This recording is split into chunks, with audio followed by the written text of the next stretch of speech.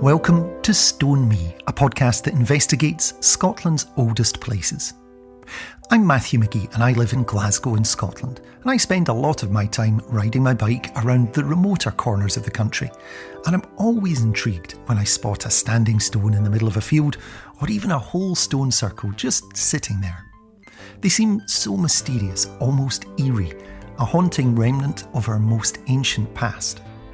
I vowed to find out more, and what better way to get to these remote monuments than by bike, so I convinced some of Scotland's top archaeologists to meet me on site to tell me all about them. They would have been descended from people who came from the continent, probably from the Nord-Pas-de-Calais region of northern France. On the continent, they'd been farming for 1,000 years, so they knew what they were doing. They sought out good agricultural land, they found it, and they were successful farmers.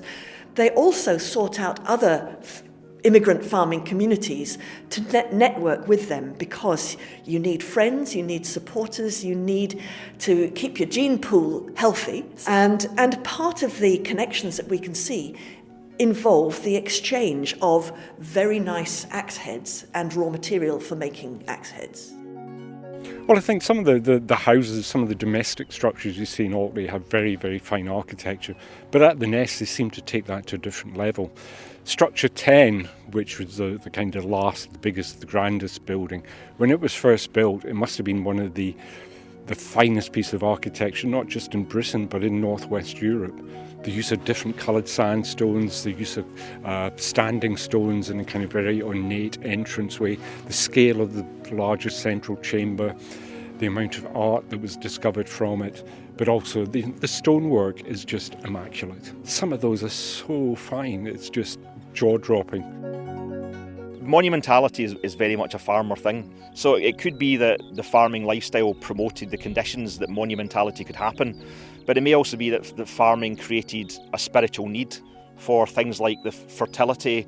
Fertility of crops was something that hunter-gatherers didn't need to bother about. Becoming a farmer was more than just being able to make bread or to make beer. Becoming a farmer changed everything in people's lives, and their personal relations, social relations, material culture, their toolkit, their outlook on life, their religion, everything changed. So farming is a profound change in so many different ways, and monuments are one of the most material outcomes of that, I think. And sometimes I regretted my decision to do this by bike, loaded up with all my recording equipment. I think you should have guessed that when I chose to do a programme on Cairnpapple Hill, that there would be some climbing involved, and indeed there is.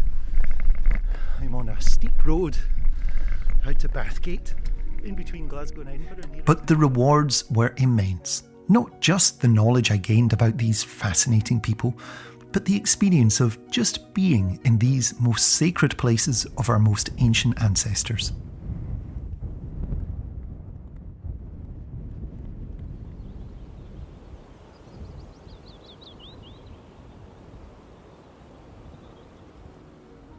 So if you want to hear about the cosmic light show at One Stone Circle that only happens every 18.6 years, or follow the incredible story of the richest site for generations that was only accidentally found by someone ploughing a field just 20 years ago, or hear from the man that built the first astrologically aligned stone circle in Scotland for 3,500 years, then Stone Me is for you.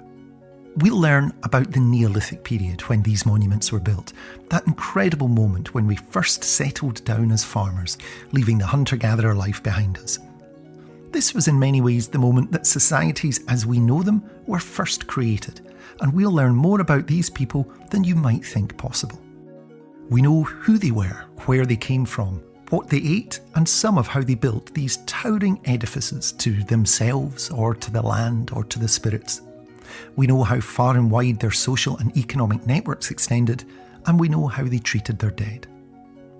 We'll travel to the islands of Arran, Lewis and Orkney, to the top of a stunning hill in central Scotland from which you can see both coasts of the country, and even to one site in the heart of Glasgow city centre. So join me on my journey and hear the stories of our earliest selves direct from the experts.